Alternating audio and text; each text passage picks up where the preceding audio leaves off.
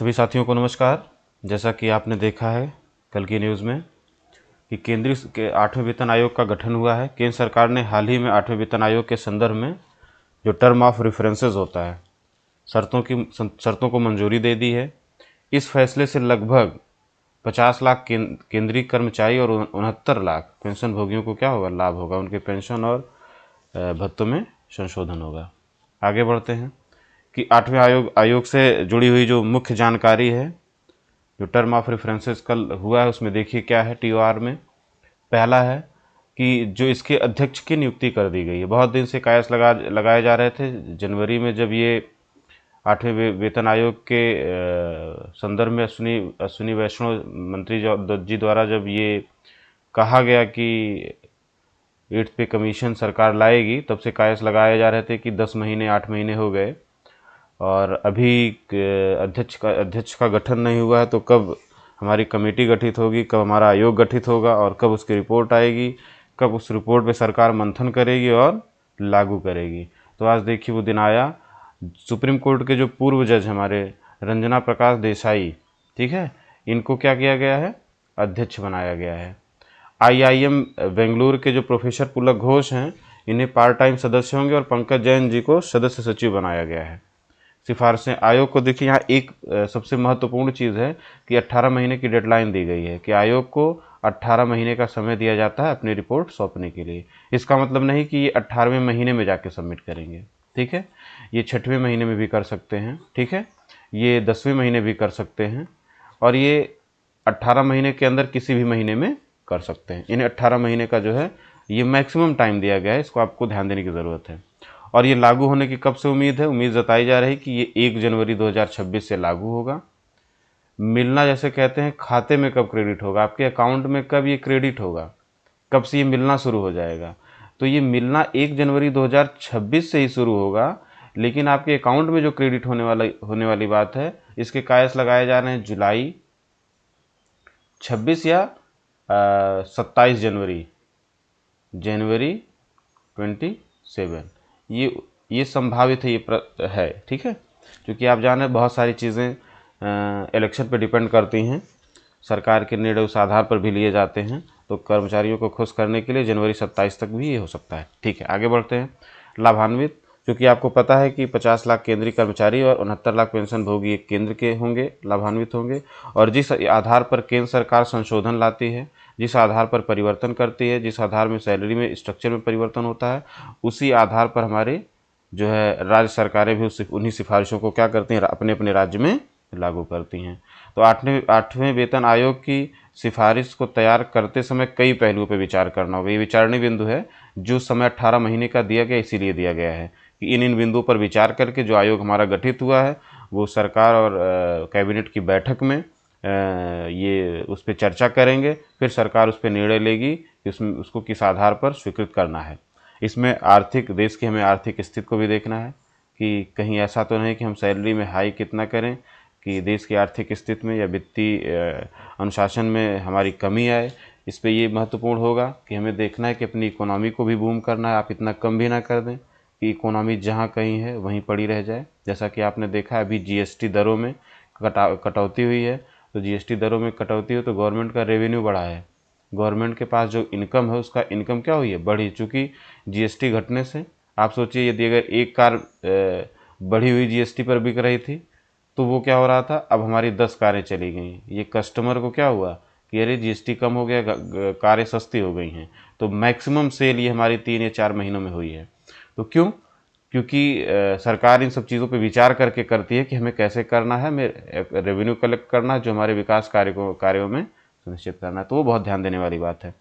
यहाँ ये सुनिश्चित करना है कि जो हमारी कल्याणकारी योजनाएं हैं, उनके लिए पर्याप्त संसाधन उपलब्ध हैं कि नहीं।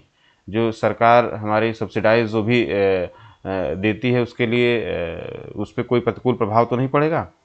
और राज्य सरकारें, चूँकि अभी हमने चर्चा की कि जो केंद्र सरकार जिस चीज़ की अनुशंसा लाती है, जो भी संशोधन लाती है, जो भी परिवर्तन लाती है, वो परिवर्तन राज्य सरकारें भी इसको लागू करती हैं। तो इसलिए वहाँ पर भी ध्यान देना है कि क्या इससे राज्य के वित्त पर जो प्रभाव पड़ रहा है वो अनुकूल है या प्रतिकूल है, कितना उचित होगा, ठीक है। आगे बढ़ते हैं। जैसा कि इन सब चीज़ों को आप जानते हैं, हर 10 साल में वेतन आयोग का गठन होता है। और केंद्र सरकार ने जुलाई में ही संसद में कहा था कि 8वें वेतन आयोग के संदर्भ में हमने रक्षा मंत्रालय, गृह मंत्रालय, कार्मिक एवं प्रशिक्षण विभाग और राज्यों सहित तमाम प्रमुखों के हितधारकों के जो हमने सुझाव मांगे थे। केंद्रीय वित्त मंत्री पंकज चौधरी ने तब ये कहा था कि वेतन आयोग की सिफारिशों को सरकार द्वारा स्वीकृत किए जाने के बाद इसे लागू किया जाएगा। हमारे पहले ही ये जुलाई में ही जो है कैबिनेट की तरफ से ये कहा गया था कि जो हमने वेतन आयोग के गठन करने से पहले हमने रक्षा मंत्रालय से, गृह मंत्रालय से और कार्मिक एवं प्रशिक्षण विभाग से, ठीक है, उनसे हमने एक सुझाव मांग लिया है कि किस आधार पर कैसे किया जाए, और होने के बाद फिर वेतन आयोग की सिफारिशों पर स्वीकृत सरकार करेगी। आप जानते हैं कि जैसा कि वेतन संशोधन के लिए हर 10 साल में वेतन आयोग का गठन किया जाता है। जो पिछला वेतन आयोग जो 7वां था, आज़ादी के बाद से जो हमारा 7वां वेतन आयोग 2014 में था, वो उसका गठन 1 जनवरी 2016 को हुआ था, और उसकी उसका गठन मतलब कमीशन का जो गठन हुआ था वो 2014 में हुआ था, और जो उसकी सिफारिशें लागू हुई थी वो 1 जनवरी 2026 से लागू हुई थी। मतलब 2 साल पहले उसका गठन करके आयोग ने अपनी अनुशंसा दी कि क्या मिनिमम सैलरी, यहाँ 2 चीज़ें होती, एक मिनिमम बेसिक सैलरी इस पे देनी होती है, दूसरा फिटमेंट फैक्टर होता है। एक मिनिमम बेसिक सैलरी और एक फिटमेंट फैक्टर, ये 2 चीज़ें होती हैं। इन दोनों पे मंथन किया जाता है कि ये क्या मिनिमम बेसिक सैलरी क्या हो और फिटमेंट फैक्टर क्या हो। हालांकि दोनों एक दूसरे पे डिपेंडेंट होते हैं। मिनिमम बेसिक सैलरी अगर डिफाइन हो गई तो फिटमेंट फैक्टर निकल आएगा। ठीक है, आगे बढ़ते हैं। ये कैसे, अगर इस चीज़ को हम बताएं तो आपने देखा था कि सिक्स्थ पे कमीशन से जो हमारा बेसिक था वो 7,000 था। कितना था? 7 था। उसको हमें 7th में कितना कर दिया गया था? आपने देखा था 18,000 कर दिया था। मैट्रिक्स में देखेंगे आप 18,000 है, तो 7 से हमारा कितना हो गया? 18,000 हुआ। ये मिनिमम बेसिक सैलरी निर्धारित हो गई यहाँ से। तो अब हमारा फिटमेंट फैक्टर कैसे होगा? आप इसको डिवाइड कर दीजिए। ठीक है, डिवाइड करेंगे आप तो ये आएगा 2.57 समथिंग। तो इसकी को 2.57 ही कंसीडर किया गया था। इसीलिए कहा जाता है ये फिटमेंट फैक्टर क्यों रिक्वायर्ड होता है, चूंकि आपने तो देख लिया कि जो बेसिक जिसका जो बेसिक 18,000 जिसका है, ठीक है, 7 से तो 18 हो गया, लेकिन जो उस समय अन्य पे रहा होगा, जैसे 53,100 पे रहा होगा, उसमें उसकी सैलरी में कितनी बढ़ोतरी हो, तो इसी फिटमेंट फैक्टर से क्या होता है, उसके बेसिक में जो 53,100 पे जो होगा, ये 4800 ग्रेड पे का फर्स्ट वो है, तो जो इस पे होगा उस पर इसके फिटमेंट फैक्टर से क्या कर देंगे? मल्टीप्लाई कर देंगे, और वो उसकी ग्रॉस सैलरी बढ़ी हुई आ जाएगी। जो 7,000 से 18 हुआ था तो पता चल जाएगा 53 से कितना होगा। इसीलिए फिटमेंट फैक्टर की नीड होती है। तो जब बेसिक सैलरी डिसाइड हो जाती है कि मिनिमम बेसिक सैलरी में क्या संशोधन है, तो उसी आधार पर फिटमेंट फैक्टर हमारा निर्धारित हो जाता है कि पिछला बेसिक मिनिमम सैलरी क्या थी, इस बार क्या है। ठीक है, आगे बढ़ते हैं।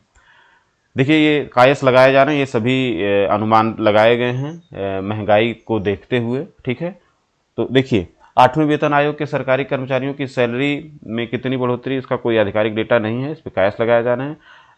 कितनी बढ़ोतरी देखने को मिलेगी ये अभी जो भी लगाया गया वो अनुमान अभी आपने देखा था कि कहा गया था कि एक रिपोर्ट आई थी 44,280 रुपये। कहा था कि जो हमारी आज के समय 7th पे कमीशन में कितना है, हमारा है 18,000 मिनिमम बेसिक सैलरी। ठीक है, वो हमारा कितना हो जाएगा, ये 8th में कितना हो जाएगा? 44,200। तो इस 1000 पे 2.45 फिटमेंट फैक्टर आ रहा था। ठीक है, लेकिन इस पे भी मैं थोड़ी सी चर्चा कर लूँगा कि इससे ज़्यादा होना चाहिए, क्यों होना चाहिए भी बात करते हैं। देखिए इसमें दे दिया गया है कि 1,800 रुपये होता है ग्रेड पे, और इसमें बेसिक सैलरी 18,000 रुपये। अगर इसको कैलकुलेट करेंगे आप कि अगर 10 साल में मतलब इसको 10 साल में कैलकुलेट किया जाए, जो 18,000 था वो बढ़ के लगभग 24,000 के आसपास उसका बेसिक हो जाता है। ठीक है, और इन 10 सालों में उसकी सैलरी लगभग अप्रॉक्स इतना, मतलब 40,000 के आसपास बनेगी। ठीक है, अगर 18,000 से कोई नौकरी शुरू कर रहा है तो जब वो शुरू करेगा, जिस ईयर उसकी शुरुआत होगी, उसको लगभग 29,000 रुपये मिलेगा। ठीक है, लेकिन जब ये उस 10 साल उसके जब बीत जाएंगे, कंपेरिजन करते हैं कि जो 1 जनवरी 2016 को जिसकी सैलरी अगर 18,000 बेसिक रहा होगा उसका, तो उसकी सैलरी 29,000 रही होगी, अप्रॉक्स 28 से 29,000 रही होगी। लेकिन आज जो अगर 18,000 जिसकी आज सैलरी जो आज नियुक्त होगा 1,800 बेसिक पे या 1,800 रुपये ग्रेड पे तो उसकी सैलरी हमारी 38 से 39,300 होगी, चूँकि 58% इस समय महंगाई है। ठीक है, ये आगे भी बढ़ेगी तो 61% हो जाएगी, तो कितना हो जाएगा ये लगभग आप मान के चलिए कि 42 से 43,000 हो जाएगा। ठीक है, तो आप देखेंगे कि 10 साल में उसकी हाइक तो 42-43,000 हो ही गई है। ठीक है, मैं ये नहीं कह रहा हूं कि 10 साल उसने अनुभव किया, हर साल उसको 3% इंक्रीमेंट मिला, मैट्रिक्स लेवल पे आगे बढ़ गया तो उसको शून्य कर दिया जाता, नहीं है। बट ये हमारा आधार बनता है कि इस समय बेसिक सैलरी अगर जो है, जो आदमी इसी ग्रेड पे कर रहा है 10 साल बाद से, जब उसको उसने 8th-7th पे कमीशन का लाभ लिया था तो 42,300 पे पहुंच गया। तो अब इसी के आधार पर हमारी मिनिमम बेसिक सैलरी निर्धारित होती है, जो कि कायस लगाए गए थे कि 44,280, तो इससे ऊपर ही होगा। मैंने पिछले वीडियो में भी चर्चा की थी, वो 2.60 से ऊपर होगा। तो आप, क्योंकि 2.57 लास्ट टाइम था, इस बार 2.60 से 100% ऊपर होगा, ये आप देखिएगा।